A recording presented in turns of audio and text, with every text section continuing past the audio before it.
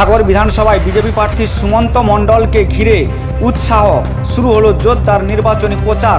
পশ্চিমবঙ্গের আসন্ন 2026 বিধানসভা নির্বাচনকে সামনে রেখে রাজনৈতিক উত্তাপ ক্রমশ বাড়ছে।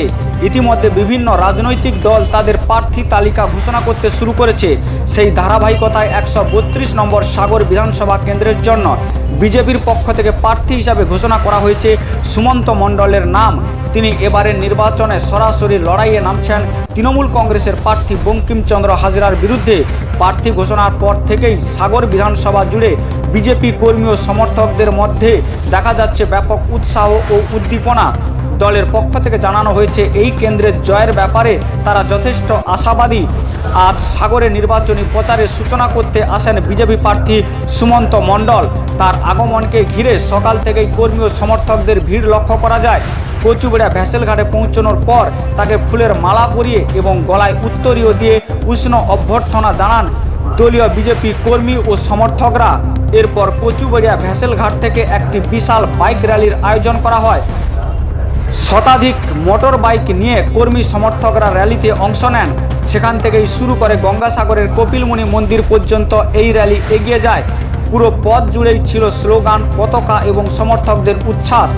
এলাকাবাসীর মধ্যে এই র্যালিকে ঘিরে কৌতূহল ও আগ্রহ লক্ষ্য করা যায়। এবার প্রশ্ন উঠছে, কে এই সুমন্ত মণ্ডল? জানা গিয়েছে সুমন্ত মণ্ডলের পিতার নাম হরেকৃষ্ণ মণ্ডল।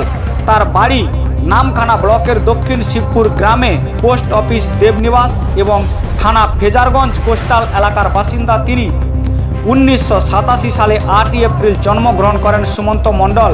শিক্ষাগত যোগ্যতার দিক থেকে তিনি একজন উচ্চশিক্ষিত ব্যক্তি। এমএসসি এবং বিএড ডিগ্রি অর্জন করেছেন। পেশায় একজন সহকারী শিক্ষক।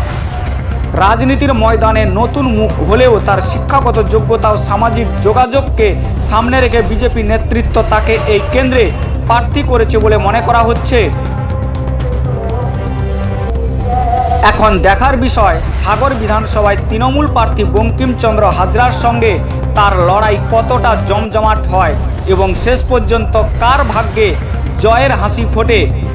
এদিকে নির্বাচনের দিন যতই এগিয়ে আসছে ততই সাগর বিধানসভা কেন্দ্রের রাজনৈতিক লড়াইয়ের অন্যতম কেন্দ্রবিন্দু হয়ে উঠছে।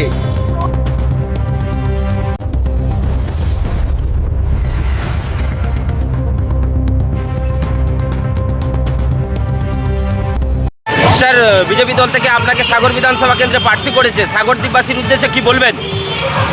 কর্মসংস্থান, রুটি কাপড়া মকান, শিক্ষা, স্বাস্থ্য, কর্মসংস্থান, এটাই আমাদের প্রধান বাণী, প্রধান উক্তি। পাল্টানো দরকার চাই বিজেপি সরকার। সাগর দ্বীপে এসে দলীয় কর্মীদের উচ্ছ্বাস দেখলেন, কি বার্তা দেবেন? কর্মীদেরকে আমি স্যালুট জানাই। এই উচ্ছ্বাস আবেগ আগামী 4 প্রমাণিত হয়ে যাবে। এখানে তৃণমূল কংগ্রেসের প্রার্থী বঙ্কিমবাবু হচ্ছে 4 বারের বিধায়ক, আবার তিনি লড়াই করছেন। তার বিরুদ্ধে লড়াইটা কতটা সহজ ভাবছেন? উনি অশীতিপর হয়ে গেছে। একটা কথা বলি, অনেক ভেঙেছে পাথর, অন্যায় হবে না। এবার নিলে ছুটি নিতে, বিদায় নিতে।